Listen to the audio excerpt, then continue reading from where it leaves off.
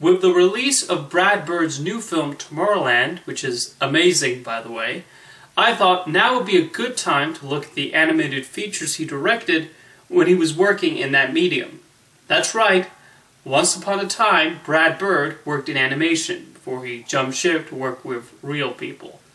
For years, Bird had ambitions to become a film director, and he made those steps first as an animator, and then creating the Family Dog episode of Amazing Stories, serving as a creative consultant on multiple animated series including The Simpsons, and then finally getting the chance to direct a film adaptation of Ted Hughes' book, The Iron Man, later retitled to The Iron Giant, because I think some superhero had the same name.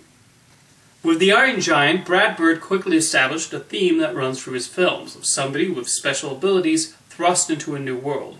In this case, we have the kindly giant and the young boy Hogarth who finds him. One can see how much Bird took from his youth of reading comic books when putting the film together, but I think what elevates this film are the themes that entail. Bird has said that the main inspiration came from the question, what if a gun had a soul? The script cleverly explores the ramifications that can come from any weapon and the responsibility that comes when we have one in our possession. Hogarth sees the giant as not something to be feared, but rather somebody who has powers that can be used for good. A lot of The Iron Giant is about the bond formed between these two characters. While the film is a tad derivative of E.T. the Extraterrestrial, that does not stop it from being a well-developed friendship. The script is smart to not have the typical heroes and villains. While he is the main antagonist, Kent's reasons for fearing the giant are understandable, as he's a product of the Cold War era when paranoia was at its highest. In many ways, Hogarth is just as clueless about the giant and his origins as Kent is. The main difference is that Hogarth would rather teach him and learn from the giant, while Kent can only think to blow it up.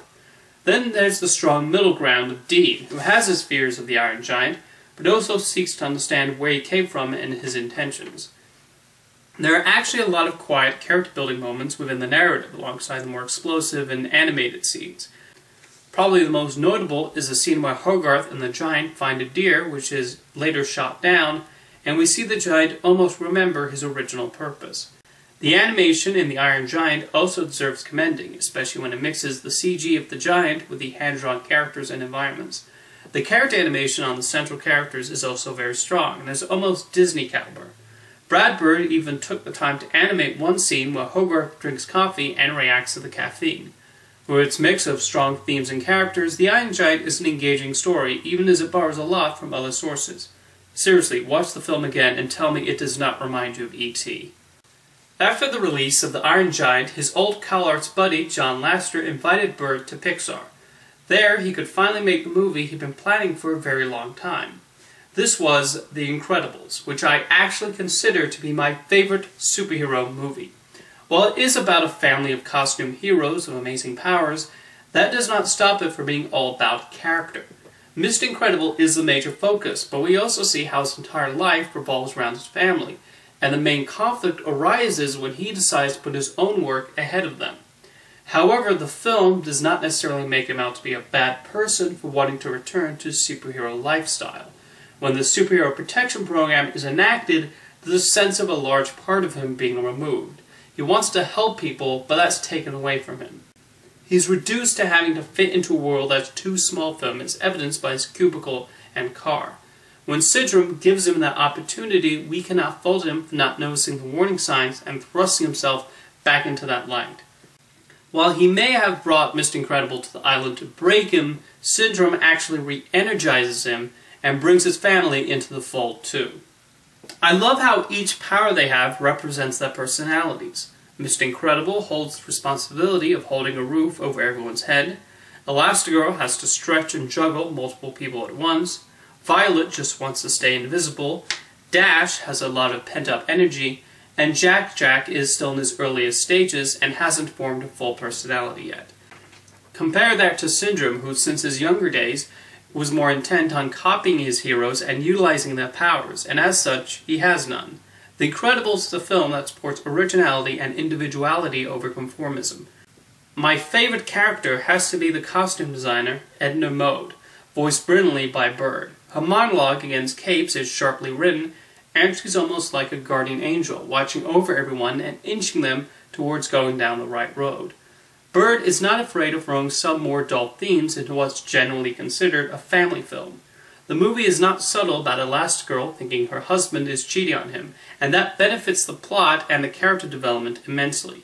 Of course, being a superhero movie, there is a lot of action, and it is spectacular. The standout is probably the sequence where Dash finds out his running powers give him some amazing abilities he didn't know he had, and the glee in his face is completely genuine and full of excitement. And what adds to it is that it feels like there are major stakes involved. The script does not shy away from the fact that Syndrome killed multiple heroes before getting to Mr. Incredible, and his henchmen are just as ruthless. This thus makes it seem less likely that the family might come out alive. When torpedoes hit an airplane with Elastigirl and her children, we believe it. This is all elevated by the fantastic animation from the team at Pixar, who had a lot of challenges with dealing with an all-human cast of characters, and they pulled them off spectacularly. Then there's Michael Giacchino's score, which is triumphant, and he chooses the perfect leitmotifs for each character.